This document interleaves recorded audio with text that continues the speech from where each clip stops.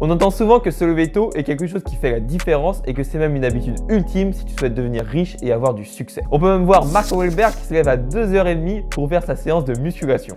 Alors est-ce que implémenter cette habitude te permettra de devenir plus musclé et plus fort? Je vais donc te faire un retour de mon expérience où je me suis levé à 5h, 5h30 pendant un mois. Ces dernières années, on a pu voir de nombreuses vidéos sur le sujet, que ce soit outre-Atlantique ou en France, de personnes tester et vanter les bienfaits de se lever tôt. On a donc pu voir apparaître deux camps, ceux qui prônent corps et âme qu'il faut se lever tôt et les autres. Ce phénomène a été popularisé par le coach en développement personnel Hal Elrod avec son livre The Miracle Morning. Alors est-ce que se lever tôt a-t-il de réels bienfaits ou est-ce que c'est un mythe? Voyons de suite les avantages. Le premier, c'est que ça te permet de boucler les choses les plus importantes dans la matinée et pas avoir à y penser durant toute la journée. Comme c'est la première chose que tu fais le matin, tu auras encore toute ton énergie et ta volonté. Alors que le soir, si tu allais travailler, tu auras beaucoup plus la flemme et beaucoup moins d'énergie pour réaliser ton objectif pourtant important. Par exemple, tu peux profiter de l'heure que tu as le matin pour aller t'entraîner et pas avoir à y penser toute la journée et la faire à 18h. Le deuxième avantage, c'est que ça te permet d'être dans le calme. Tu n'as personne pour t'embêter et tu peux prendre du temps pour toi.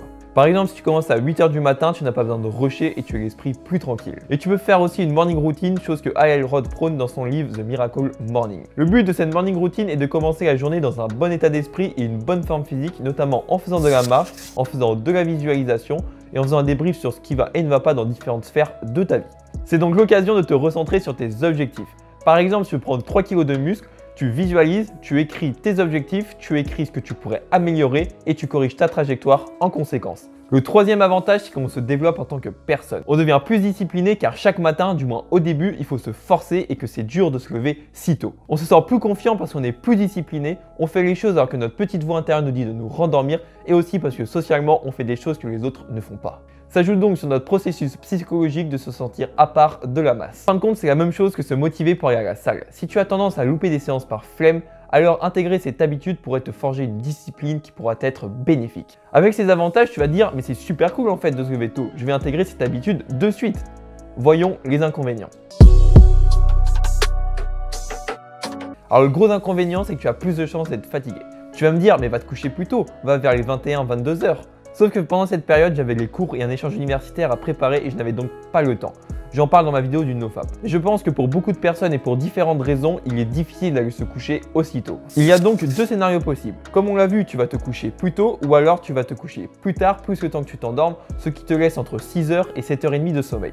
Sauf que quand on fait du sport, on a besoin de 8 heures de sommeil ou plus. D'ailleurs, lorsque je faisais du squat et du deadlift, le lendemain, j'étais beaucoup plus fatigué que d'habitude. La fatigue peut donc amener à des petites douleurs et des baisses de performance. Si tu vas aller chez des amis ou passer du temps avec tes enfants, tu ne peux pas rester trop longtemps avec eux au risque d'être fatigué le lendemain. Il faudra donc que tu réorganises tes soirées pour les adapter à ta nouvelle habitude. Quand tu vas intégrer cette nouvelle habitude, il est tout à fait normal que ce soit un petit peu dur et que tu sois fatigué. Mais laisse à ton corps quelques temps pour s'habituer. Et la deuxième chose, c'est qu'il faut que tu élimines les a priori et les croyances limitantes comme quoi ça va être dur. Si tu crois ça, en effet, ça sera dur et ta conclusion sera biaisée. Se lever tôt n'est donc pas fait pour tout le monde. Il n'est pas fait pour les personnes qui ont un travail physique et ou celles qui font du sport de manière intense. Parce que la fatigue occasionnée demande beaucoup de sommeil pour récupérer. Et sachant que le but de se lever tôt est de se sentir plus en forme dans la journée, si tu es crevé, c'est un peu l'objectif inverse. Et si tu arrives à te coucher tôt pour avoir le nombre d'heures de sommeil, c'est nickel. Il n'est pas non plus fait pour les personnes qui n'ont pas de réels objectifs dans la vie. Toutes ces habitudes sont des petits outils, des petits hacks, mais le centre de tout ça, c'est avoir un réel but et travailler pour ça. Alors les habitudes comme se lever tôt, le NoFap, etc. te permettront de faciliter l'atteinte vers ton objectif, mais pas plus. Maintenant, si tu souhaites prendre du muscle et de la force, mais tu sais pas trop comment faire, j'ai sorti un programme de power building entièrement gratuit. Dedans, tu y retrouveras un échauffement, des conseils sur quelques exercices et également une fiche explicative du programme. N'hésite pas aussi à me suivre sur Instagram pour avoir plus de contenu et si tu veux échanger avec moi. N'hésite pas non plus à mettre un petit like et t'abonner. Moi, je te dis à la prochaine.